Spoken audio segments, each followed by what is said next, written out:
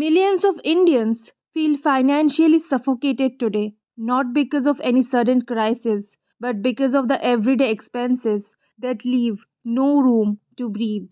Bills keep coming, salaries are exhausted before the month ends, and savings are clearly not growing. So the question is simple: why has the pressure of daily expenses not reduced, even though inflation has officially fallen? This video exactly explains this. We are repeatedly told that inflation is falling, the pressure is easing, but the real question is not whether inflation is falling.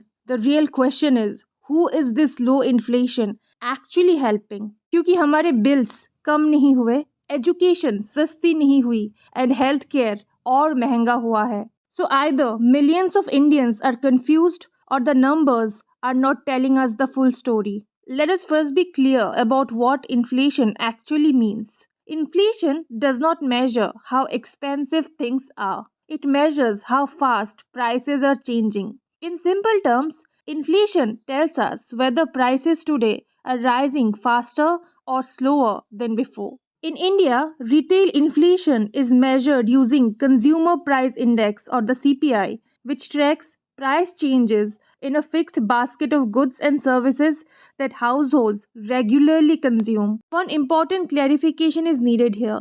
जब हम सुनते हैं कि inflation 1% या 2% है, तो usually इसका मतलब होता है मंथली इन्फ्लेशन, जो कि ईयर ऑन ईयर बेसिस पे मेजर किया जाता है. फॉर एग्जाम्पल, अगर हम नवंबर 2025 की इन्फ्लेशन को देखना चाहे तो नवंबर 2025 के प्राइसेस को कंपेयर किया जाएगा नवंबर 2024 के प्राइसेस के साथ. This is our monthly inflation जो हम न्यूज़ वगैरह में देखते हैं. दूसरा होता है एनुअल इन्फ्लेशन. एनुअल इन्फ्लेशन का मतलब सिंपली होता है पूरे साल के monthly year on year inflation का एवरेज. दोनों ही केसेस में एक बात क्लियर है, इन्फ्लेशन सिर्फ ये बताता है कि प्राइसेस पिछले पीरियड के मुकाबले कितना बढ़ा है.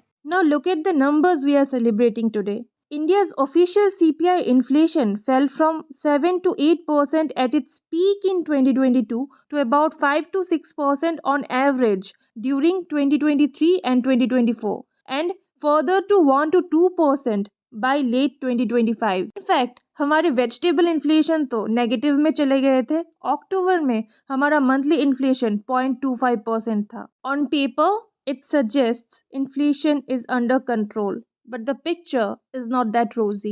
Lower inflation does not mean lower prices. It simply means prices are rising more slowly.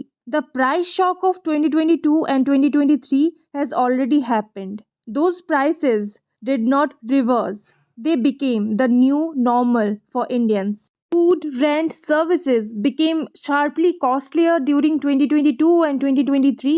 When inflation cooled later in 2024 and 2025, prices stopped rising fast, but they did not fall. Inflation only compares prices with the previous year. Suppose किसी चीज़ का price था 100 rupees in 2021. Now, during the inflation shock of 2022 and 2023, it rose sharply to 110. But by 2024 and 2025, it increased only slightly, let's say from 110 to 112. Price was still high, but the yearly increase was small. So inflation looked low. So obvious question is, if prices did not come down, why did CPI inflation fall so sharply? This answer largely lies in food prices. See, food carries about 45% weight in India's CPI. Food prices actually surged during 2022 and 2023 and then again eased in 2024 and 2025 due to better harvests and policy interventions. This mechanically pulled inflation down. But this is where CPI stops reflecting real affordability. Indian middle class does not spend just on vegetables and grains. हमारे real pressure points है housing, healthcare, transport and other essential services. And these expenses do not fluctuate downward. इनकी price कम नहीं होती, बढ़ती जाती है. These have to be paid on monthly basis. इनमें आप कटौती नहीं कर सकते. Even when CPI improves, हमारे household budgets improve नहीं होते हैं.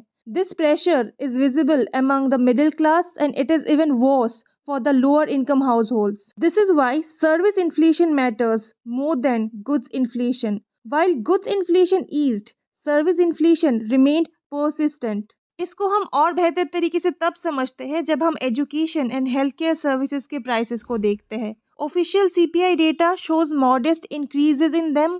However, in reality, private school fees, coaching costs, medicines, insurance premiums, private hospital charges, सब कुछ बढ़ा है. ये सब कुछ आजकल बेसिक नेसेसिटीज है.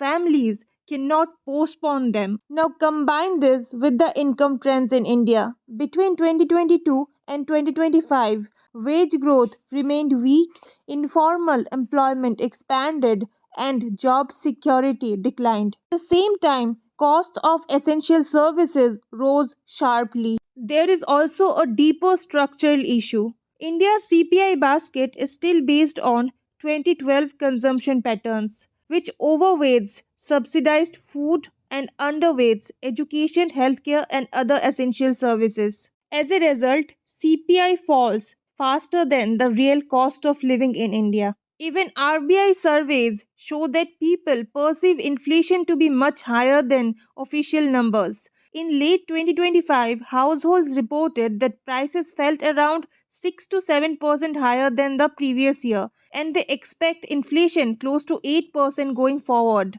This is not ignorance, this is lived experience. Some argue that the GST cuts explain the falling prices, but this only affects limited goods and services and does nothing for household expenses like rent, healthcare, and private services where financial pressure actually lies. So the conclusion is clear. India's inflation has declined statistically, but affordability has not improved meaningfully. Prices remain high, service costs continue to rise, and incomes have not caught up. That is why inflation looks under control on paper. Financial pressure remains very high on the ground.